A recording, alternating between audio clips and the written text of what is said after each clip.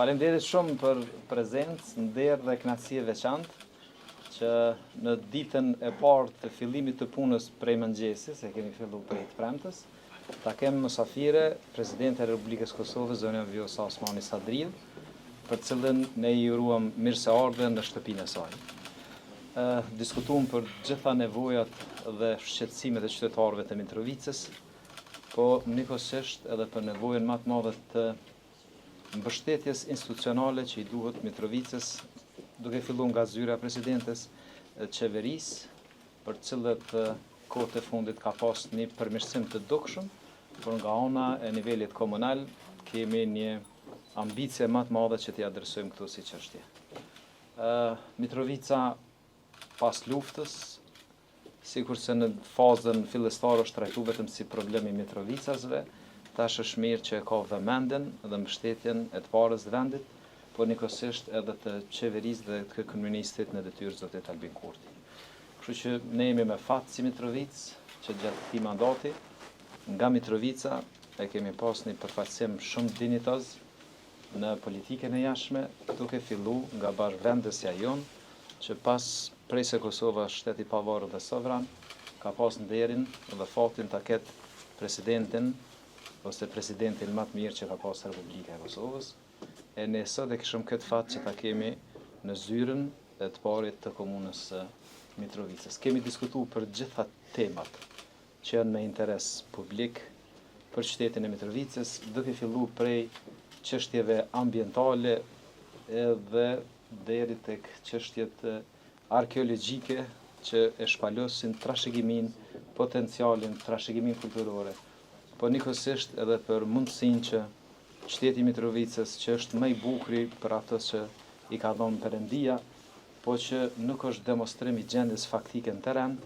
të përmirësojmë dhe të avancojmë përmes investimeve dhe projekteve konkrete, qoftë ato infrastrukturore, po njëkohësisht të gjitha sferave të jetës që ndërlidhen me arsimin, prej sistemit parafillor në arsim, ofrimin e shërbimeve shëndetësore, për një jetë e një krijimtari më të mirë kulturore, sportive, edhe deri tek mirëqenia të gjitha kategorive. Kështu që edhe një herë faleminderit shumë Presidentit për prezencën e fjala është e juaj. Faleminderit. Faleminderit kryetare dhe një herë urime për marrjen e kësaj detyre e cila është jashtëzakonisht e rëndësishme e njëkohësisht sfiduese, por jam besim plot se do ja dilni edhe ju edhe ekipi juaj i jashtëzakonshëm në mënyrë që për të gjithë qytetarët e Mitrovicës të sillni edhe më shumë perspektivë, edhe më shumë projekte, edhe më shumë zhvillim, edhe më shumë shpresë. Ne me Fatonin njihemi që një kohë të gjatë, që kur ishim fëmijë, kemi shku në shkollë bashk, jemi rrit në Mitrovicë, i njohim për së afërmi problemet me të cilat ballafaqohet ky qytet dhe natyrisht ato janë të shumta, por kam besimin e plot se gradualisht do të rregullohen, edhe me angazhimin e kryetarit dhe ekipit të tij, por edhe me përkrahjen tonë nga niveli qendror, sepse qytetarët e Mitrovicës meritojnë çdo të mirë, meritojnë që përkundër sfidave me të cilat janë ballafaquar, jo vetëm vitet e 90-ta, por fatkeqësisht edhe pas luftës, që tani më t'ju hapet rruga e perspektivës dhe rruga e zhvillimit. Ky qytet, qyteti ku jemi rritur, ka potencial të jashtëzakonshëm. Siç e përmendi kryetari, jo vetëm për shkak të bukurive natyrore që ja ka falë Zoti, por edhe për shkak të traditës që e ka, për shkak të potencialit që e kanë njerëzit e Mitrovicës në çdo fushë dhe për shkak të historisë që e ka. Tani, sidomos gjeneratat e reja, presin që të ecin përpara, presin që të zhvillohen, presin që të krijohen vende të reja të punës me perspektivë dhe natyrisht që edhe bukuria dhe hieshia që i takon Mitrovicës të jetë aty për t'u parë, jo vetëm nga qytetarët e Mitrovicës, por nga të gjithë qytetarët e Kosovës. I uroj shumë suksese kryetarit, jam e bindur se ashtu do t'jetë duke e ditur vullnetin me cilën punon dhe seriozitetin me cilën e merr secilën punë dhe njëkohësisht jam e bindur që edhe nga aspekti politik duke e ditur rëndësinë e Mitrovicës, rëndësinë e krejt kësaj pjese